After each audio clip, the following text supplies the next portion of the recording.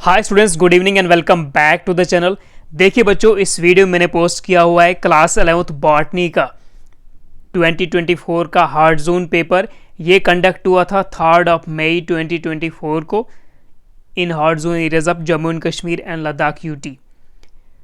ये series A है। Next videos में मैं सीरीज़ बी और सीरीज़ सी को भी अपलोड करने वाला हूँ।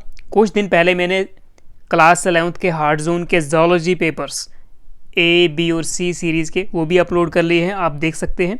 और साथ में डिस्क्रिप्शन में जाके आप वहाँ पर लिंक दिया है मैंने, तो वहाँ से लिंक पे पेपर्स भी आप डाउनलोड कर सकते हैं। इस वीडियो के डिस्क्रिप्शन में भी मैं लिंक देने वाला हूँ, तो वहाँ से भी आप इसका PDF कॉपी डाउनलोड कर सकते हैं। हम इसके कुछ ऑब्जेक्टिव्स डिस्कस करेंगे और देखते हैं क्या क्या क्वेश्चन आए हुए हैं क्लास 11th के बॉटनी पेपर में। तो ये था आपके पास टाइमिंग 1.5 आवर्स, 1.5 घंटे टाइम था। मैक्सिमम मार्क्स आपके पास 35 थे और ये सीरीज़ ए है। चलिए देखते हैं कि क्या क्या आपके पास ऑब्जेक्टिव टाइप क्वेश्चंस आए हुए हैं। सेक्शन ए में आपके पास ऑब्जेक्टिव्स आए हुए थे। क्वेश्चन नंबर 1 देखिए, read the following statements about viruses, how many of them is are true. तो वायरसेस के बारे में आपको यहाँ पर 4 स्टेटमेंट दिए गए हैं and how many of them are true. देखते हैं कौन कौन सा ठीक है इसमें से। दे आर ओब्लिगेट पैरासाइट्स, तो ये ओब्लिगेट पैरासाइट्स तो होते हैं, वायरसेस आर ओब्लिगेट पैरासाइट्स, ये ऑप्शन करेक्ट है।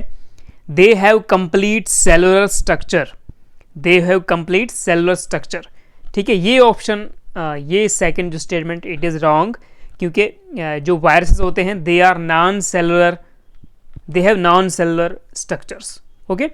तो ये नॉन सेलुलर होना चाहिए था, ये सेकंड वाला जो स्टेटमेंट है इट इज़ रॉन्ग। थर्ड देखिए, viruses can be precipitated, yes viruses का प्रेसिपिटेशन किया जा सकता है, दे कैन बी प्रेसिपिटेटेड, ये स्टेटमेंट भी ठीक है। फोर्थ, वायरसेस कैन म्यूटेट, बिल्कुल वायरसेस म्यूटेट होते हैं। तो पहला, तीसरा और चौथा स्टेटमेंट जो है, 3 स्टेटमेंट हमारे पास करेक्ट हैं। दूसरा स्टेटमेंट जो है ये रॉन्ग है। तो कितने स्टेटमेंट करेक्ट हैं? 1 2 3 4, 3। सी ऑप्शन आपको आंसर करना था। क्वेश्चन नंबर 1 का सी ऑप्शन 3 आंसर करना था आपको। क्वेश्चन नंबर 2 देखते हैं क्या आया हुआ है। A flower which can be divided into 2 similar halves only in 1 vertical plane is called. एक फ्लावर जिसको हम डिवाइड करते हैं 2 सिमिलर हल्स, 2 सिमिलर हिस्सों में, only in 1 vertical plane is called. तो उसको क्या कहते हैं हम? उसको हम कहते हैं, क्या कहते हैं? ऑप्शन ए में दिया हुआ है एक्टिनोमॉर्फिक, बी में जाइगोमॉर्फिक, सी दिया हुआ है heteromorphic, D none of these. तो इसको हम कहते हैं जाइगोमॉर्फिक, ठीक है।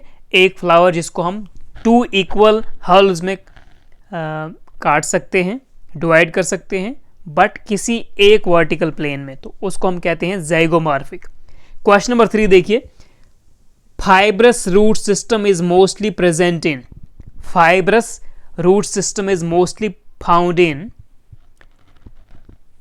Pteridophytes, bryophytes, monocots, dicots. तो इसका करेक्ट ऑप्शन था सी मोनोकार्ड्स, ठीक है, सी मोनोकार्ड्स। क्वेश्चन नंबर 4 पढ़िए, the process of conversion of pyruvic acid to acetyl CoA is called. इसको बोलते हैं ऑक्सीडेटिव कार्बोक्सिलेशन, है क्या यहाँ पे? हाँ, बी ऑप्शन ऑक्सीडेटिव, नहीं, D oxidative decarboxylation, D, ठीक है, कार्बोक्सिलेशन नहीं है, डी कार्बोक्सिलेशन, डी कार्बोक्सिलेशन।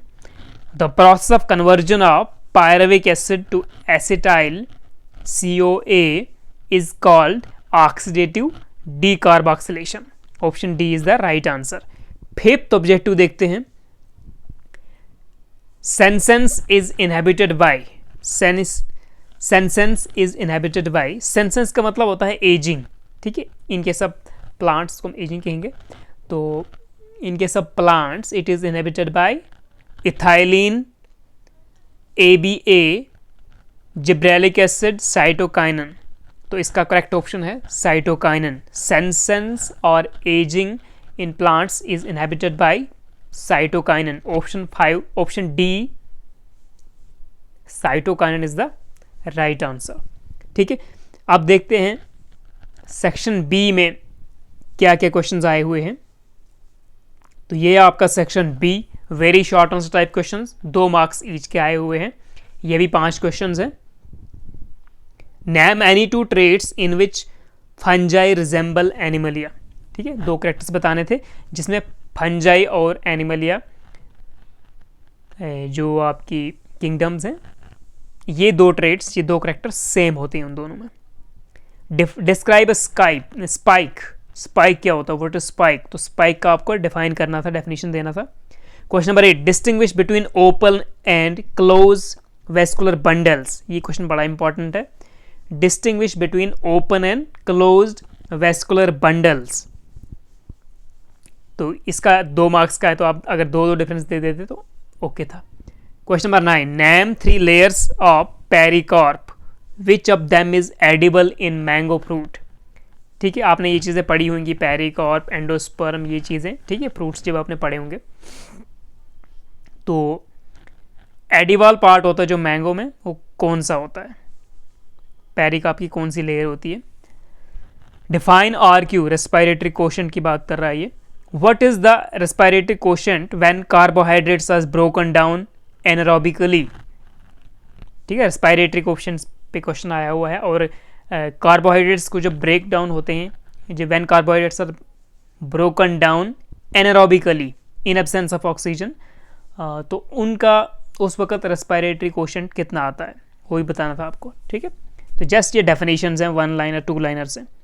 अब चलते हैं सेक्शन सी पे। सेक्शन सी में आपके पास 3 मार्क्स के क्वेश्चन आए हुए थे, और देखते हैं कितने आए हुए हैं।